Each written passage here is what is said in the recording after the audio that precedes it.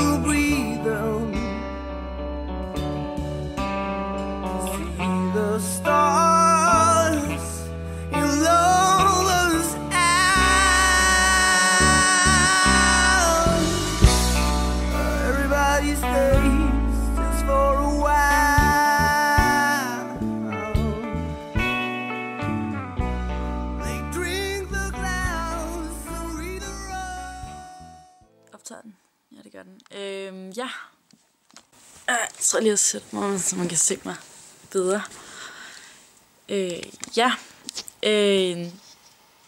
Jeg hedder, som sagt, Anja Mær Nielsen. Er 19 år. Går i 3.G på Hvide Gymnasium. Du er ikke skruet ned på fjernsynet, så der ikke er noget navn. Det er fordi, jeg sad lige og så... jeg sad lige og så, jeg kan ikke huske, hvad det hedder. Det er sådan et eller andet, der var på DR1 nu, ikke også? Men det var min kvinde, der også prøvede at blive gravid. Og det der, hvor hun bliver intimideret og så videre. Og så før sad hun og fortalte, at hver gang hun blev intimideret, så håbede hun på, at der var nogle af æbene, der var modtagelige, ikke også? Det har du vel også følt her, ikke? Har du ikke? Er det ikke naturligt, at man håber hver gang på, at... Jo. Man går jo ikke altid det igennem, hvis ikke det er, fordi man håber. Sådan er det jo. Men du er ikke ked af, at du har adopteret?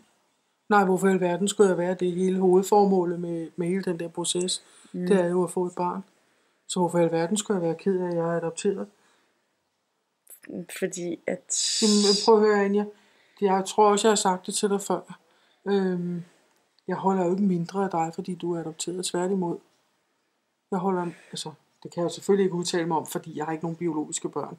Men som udgangspunkt, så tænker jeg, ligegyldigt hvor meget man ønsker sig et barn. Så når man får et barn, så bliver man glad.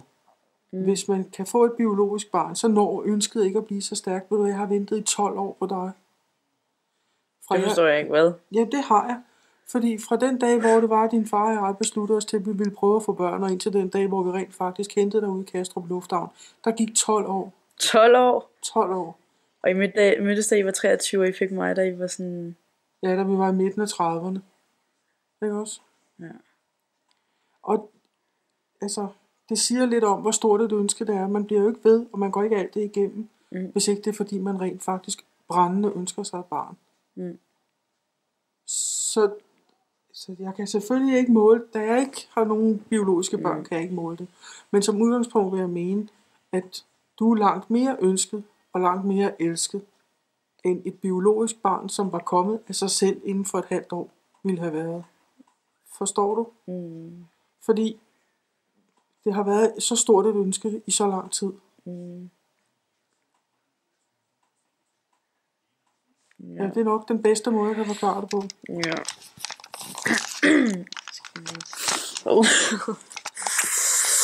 Jeg bliver bare helt ked af det, eller... Men du skal ikke blive ked af det. Nej, jeg bliver ikke ked af det. Det er glædeligt. Du skal ikke blive ked af det. Ja, jeg skal.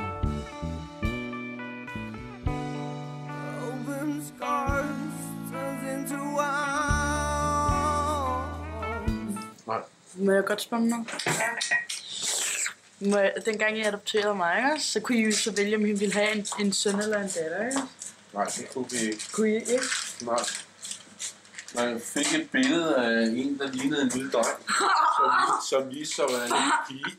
Hvor du far? Du var fuldstændig skaldet og i drengetøj.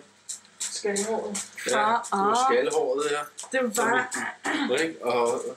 Og så spurgte de, om vi ville have sådan en, før vi så billedet. Og så, da vi kiggede, så siger vi, ja, det var en dreng. Det var Pallavi er altså en pige. Ej, det mener du ikke. Nej, det var far.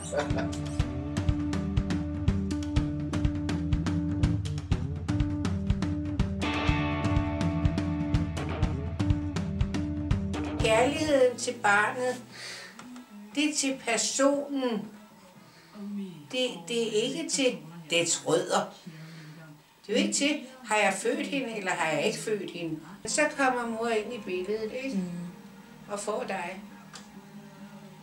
Og jamen altså, jeg tror ikke, at den lykkefølelse, den er mindre, end hvis hun havde født dig selv.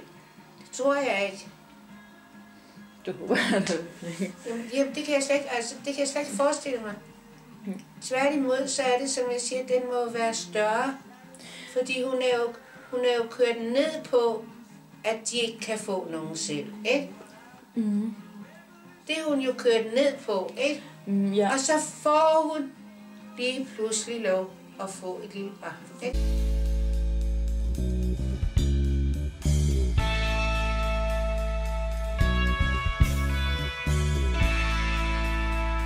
Har du nogensinde oplevet, at jeg har haft problemer med, at jeg har været adopteret? Altså, har det sat nogle begrænsninger for mig, eller?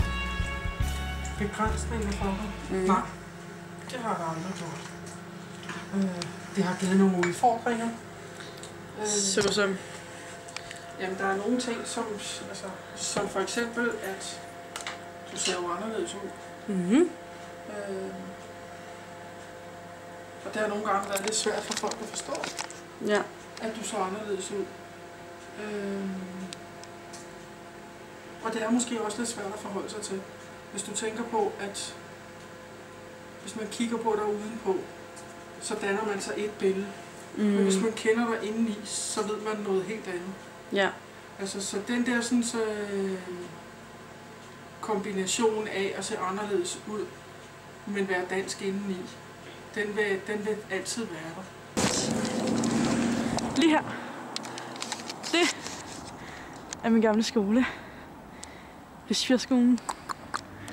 Woohoo! Og det der.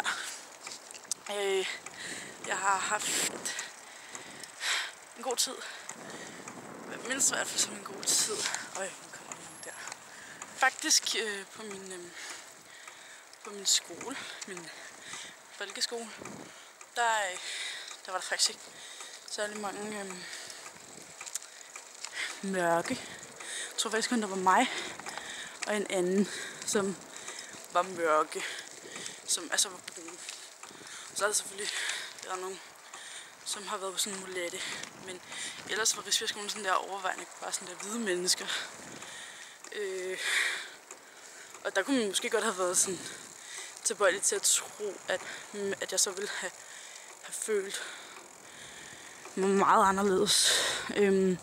Og jeg vil også ærligt indrømme, at da jeg var lille, der følte jeg mig selvfølgelig i starten meget usikker. Men også anderledes. Men fordi jeg har haft nogle gode klassekammerater og lærere, så skulle jeg egentlig have haft det meget godt.